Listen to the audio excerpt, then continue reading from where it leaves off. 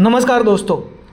आज हम देखेंगे artificial intelligence, data learning, machine learning, deep learning, reinforcement learning, ये सब क्रिकेट में कहाँ कहाँ पे है। अब तक हमने देखा है कि एक नॉर्मल सीन रास्ते पे हम कहाँ कहाँ ये सब देख सकते हैं। हम रेस्टोरेंट में भी गए थे जहाँ पे हमने देखा था रेस्टोरेंट में आसपास हमें कुछ दिखता नहीं है, बट कितना कुछ है जो हमारे आजू बाजू एआई रिलेटेड चीज़ें चलती रहती है। आज हम चलेंगे क्रिकेट में क्योंकि आईपीएल अभी गर्मा गर्म ख़त्म हुआ है और क्योंकि अब थोड़ा सा तुम लोग क्रिकेट को मिस करते रहोगे, तो इसीलिए मैंने सोचा कि क्यों ना क्रिकेट पे बनाया जाए एक अच्छा सा टॉपिक। क्या आपने कभी सोचा है कि आज के क्रिकेट मैच में सिर्फ खिलाड़ी ही नहीं खेलते बल्कि उनके साथ कई स्मार्ट टेक्नोलॉजीज भी खेलती है, या फिर हम कह सकते हैं कि काम कर रही है उनके पीछे। जब हम टीवी पर मैच देखते हैं तो हमें दिखाई देता है live score, win probability, Hawkeye, player के स्टैटिस्टिक्स, बॉल का ट्रैकिंग, उसके बाद मैच के प्रेडिक्शंस, ये सब हमें दिखता रहता है। लेकिन क्या आपने सोचा है कि ये सब होता कैसे है? कोई वहाँ पे बैठ के नोटबुक पेंसिल लेके कैलकुलेट कर रहा होता है? क्या कोई ग्राफ पेपर लेके ग्राफ ड्रॉ कर रहा है? ऐसा कुछ है यहाँ पे? नहीं। इसके पीछे काम कर रही है artificial intelligence, machine learning, deep learning, data science, data analysis, data analytics, reinforcement learning. आज हम एक क्रिकेट स्टेडियम की मदद से इन सभी टेक्नोलॉजीज को बहुत आसान भाषा में समझेंगे। तो चलिए शुरू करते हैं। हमारे सामने हम देख रहे हैं कि एक क्रिकेट का मैच चल रहा है और बहुत कुछ हमें दिखता रहता है। स्क्रीन पे कुछ दिखता है, वहाँ पे बोर्ड लगा होता है, वहाँ दिखता है, एक ड्रोन घूमते होता रहता है और भी आजकल तो रोबोट भी आ रहे हैं, है ना।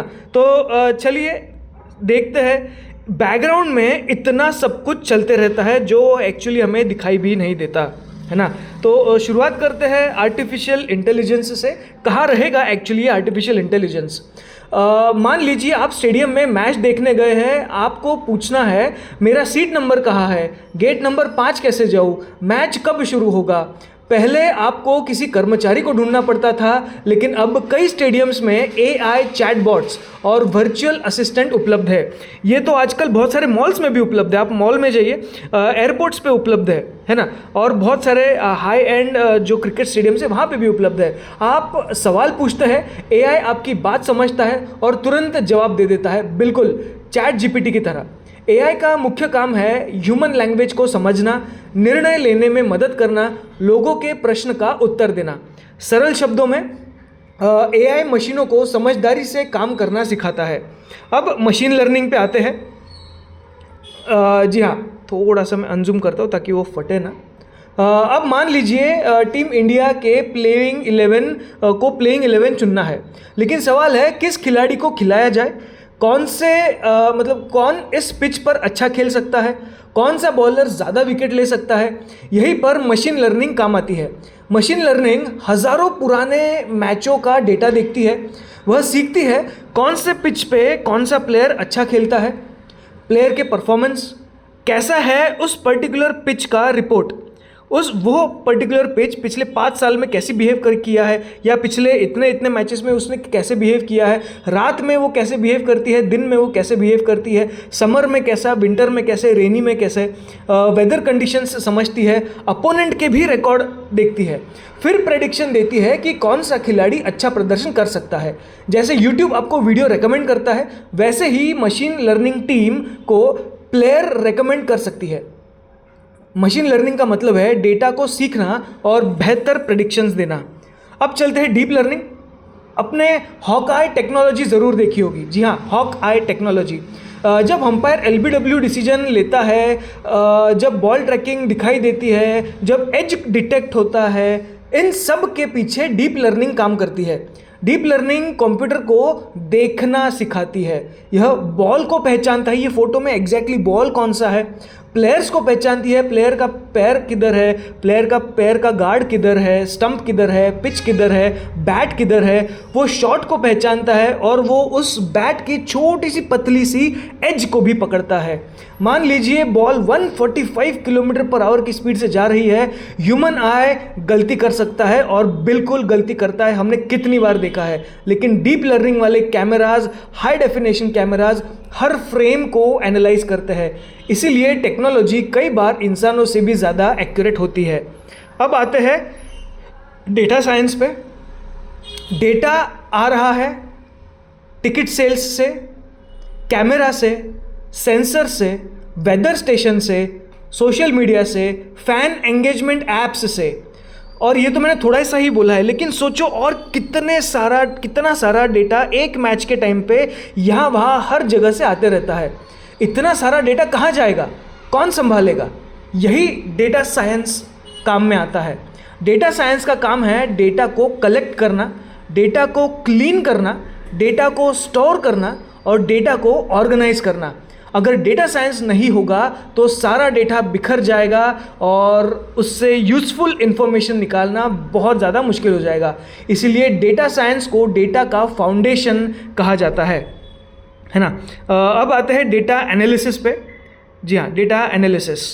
अब डेटा तो मान लो कलेक्ट हो गया, डेटा साइंस ने बहुत मदद करी, thank you very much, data बहुत अच्छा सा आ गया हमारे पास। लेकिन अभी क्या? अब एनालिस्ट इस डेटा को एनालाइज करते हैं। इसका मतलब कौन सा बैट्समैन फास्ट बॉलर के खिलाफ अच्छा खेलता है, कौन सा बॉलर डेथ ओवर्स में अच्छा है, किस ग्राउंड पर कौन सा प्लेयर ज़्यादा रन बनाता है। डेटा एनालिसिस हमें बताता है क्या हुआ और क्यों हुआ। ओके, मान लीजिए एनालिसिस से पता चला कि विराट कोहली डे मैचेस में ज़्यादा रन बनाते हैं, तो टीम अपनी स्ट्रैटेजी उस हिसाब से बना सकती है। ओके, और आजकल तो इतना सारा डेटा, इतना सारा ग्राफ मैचेस में आते रहता है, बनते रहता है। तो सोचिए डेटा एनालिसिस का जॉब और डेटा एनालिसिस में बहुत सारा स्कोप है। अब आते हैं डेटा एनालिटिक्स पे। जी हाँ, डेटा एनालिटिक्स, फ्यूचर प्रेडिक्शन। मान लीजिए इंडिया को 30 बॉल में 40 रन चाहिए। अब सवाल है इंडिया जीतेगा या नहीं, है ना। यही डेटा एनालिटिक्स काम करती है। बहुत ही सिंपल भाषा में भविष्यवाणी। यह पास्ट डेटा और करंट सिचुएशन को देखकर फ्यूचर प्रेडिक्ट करती है। जैसे इंडिया की विन प्रोबेबिलिटी है 72%, ऑस्ट्रेलिया की विन प्रोबेबिलिटी है 28%। कमेंटेटर्स, कोचेस और फैंस यही प्रेडिक्शन देखते हैं। यही पे डेटा एनालिटिक्स हमें बताता है आगे क्या होने की संभावना है। अब आते हैं अगला, रीइंफोर्समेंट लर्निंग। अब मान लीजिए हम एक AI क्रिकेट कोच बनाना चाहते हैं। शुरुआत में हम उसे कुछ नहीं, मतलब उस कोच को तो ऑब्वियसली कुछ नहीं पता। वह स्ट्रैटेजीज ट्राई करता है, कुछ फेल होंगे, कुछ सक्सेस होंगे। अब सही स्ट्रैटेजी काम करती है तो उसे बदले में रिवॉर्ड मिलता है। ओके, ये AI की भाषा है, रिवॉर्ड मिलना। ऐसा सच में कोई जाके उसको गिफ्ट नहीं देता है। ओके, रिवॉर्ड मिलना मतलब सक्सेसफुल मिशन सक्सेस होना। धीरे धीरे वो सीखते जाता है कि मैं क्या करता हूँ तो मुझे सक्सेस मिलता है और क्या नहीं करता हूँ तब मुझे सक्सेस मिलता है। ओके, तो इसी हिट एंड ट्रायल को हम रीइंफोर्समेंट लर्निंग कहते हैं। मतलब पहले ऑब्जर्व करो, फिर कोशिश करो, और फिर अगर जीतते हो तो रिवॉर्ड मिलता है, अगर हारते हो तो पेनल्टी मिलती है, और उसी हिसाब से तुम इम्प्रूव करोगे। यही टेक्नोलॉजी और कहाँ पे काम आती है? रोबोटिक्स में काम आती है, सेल्फ ड्राइविंग कार्स में काम आती है, AI गेमिंग में काम आती है, स्पोर्ट्स के स्ट्रैटेजी में काम आती है, इन सब जगह पे। हॉक आई टेक्नोलॉजी पे थोड़ा सा हम जोर देते हैं। ग्राउंड में कई हाई स्पीड कैमराज लगे होते हैं। थोड़ा सा मैं यहाँ पे जाता हूँ। जी हाँ, उसके फिर कंप्यूटर ये जो कैमराज है सारा बॉल को ट्रैक करते हैं। फिर कंप्यूटर कैलकुलेट करता है कि बॉल कहाँ पिच हुई, बॉल कहाँ लगी, बॉल आगे कहाँ जा सकती है, वगैरह वगैरह। फिर अंपायर को डिसीजन लेने में मदद मिलती है। इसीलिए आज LBW डिसीजंस पहले से ही कई ज़्यादा एक्यूरेट हो गए हैं। तो आज मैच सिर्फ ग्राउंड में नहीं खेला जाता गाइज, सोशल मीडिया पर भी खेला जाता है। ऐसे देखा जाए तो सोशल मीडिया पर आजकल सब कुछ ही खेला जाता है। लाखों फैंस पोस्ट करते हैं क्या शानदार शॉट था, आज बॉलिंग बहुत ख़राब हुई है, वगैरह वगैरह, है ना। ये सब पोस्ट हमें पता रहता है, आते रहते हैं बहुत सारे, है ना। तो इन AI कमेंट को पढ़कर समझती है कि फैंस खुश है, कि फैंस एंग्री है, या फैंस की टेंडेंसी किस टीम की ओर ज़्यादा है। इसे कहते हैं सेंटिमेंट एनालिसिस। इससे टीम्स और ब्रॉडकास्टर्स को पता चलता है कि फैंस क्या सोच रहे हैं, और मार्केट में यही चाहिए, सप्लाई और डिमांड। जहां डिमांड है वहां पे सप्लाई क्रिएट करने की कोशिश की जाती है, इसी से बिजनेसेस आगे बढ़ते हैं।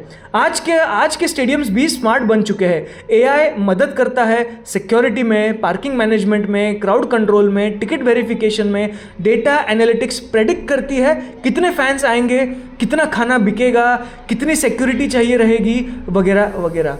अब इससे महत्वपूर्ण कंसेप्ट क्या समझ में मिलता है? एआई सबसे बड़ा क्षेत्र है। यहाँ पे थोड़ा जूम कर लेता हूँ मैं। हाँ, एआई सबसे बड़ा क्षेत्र है और मशीन लर्निंग उसके अंदर आता है, और उसके अंदर आता है डीप लर्निंग। ओके, तो दोस्तों आज का क्रिकेट सिर्फ बैट और बॉल का खेल नहीं है। इसके पीछे डेटा और एआई की पूरी दुनिया काम कर रही है। एआई फैंस की मदद करता है, मशीन लर्निंग प्लेयर्स की परफॉर्मेंस प्रेडिक्ट करता है, डीप लर्निंग बॉल और प्लेयर्स को ट्रैक करता है। ये सिर्फ एग्जांपल्स है, और भी बहुत कुछ करते हैं। डेटा साइंस डेटा को मैनेज करती है, डेटा एनालिसिस पैटर्न्स खोजती है, डेटा एनालिटिक्स फ्यूचर प्रेडिक्ट करता है, रीइंफोर्समेंट लर्निंग स्ट्रैटेजीज को बेहतर बनाती है। यानी मॉडर्न क्रिकेट टैलेंट के साथ, टेक्नोलॉजी के साथ डेटा, अब ये बेसिकली हो चुका है। और आने वाले समय में एआई क्रिकेट को और भी ज़्यादा स्मार्ट, और भी ज़्यादा फेयर, और भी ज़्यादा एक्साइटिंग बनाने वाला है। अगर आपको ये वीडियो पसंद आया है तो लाइक करें, शेयर करें और समग्र विद्या चैनल को सब्सक्राइब करना न भूलें। मिलते हैं अगले वीडियो में, जहां हम ऐसे ही कोई रियल लाइफ सिचुएशन में आके समझेंगे कि और AI, deep learning, data science, data analysis, इसमें और क्या क्या फ़र्क हो सकते हैं। फिर हम आगे बढ़ेंगे एआई के और भी कुछ अच्छे कंसेप्ट्स के साथ। तब तक के लिए बने रहिए हमारे साथ। Thank you.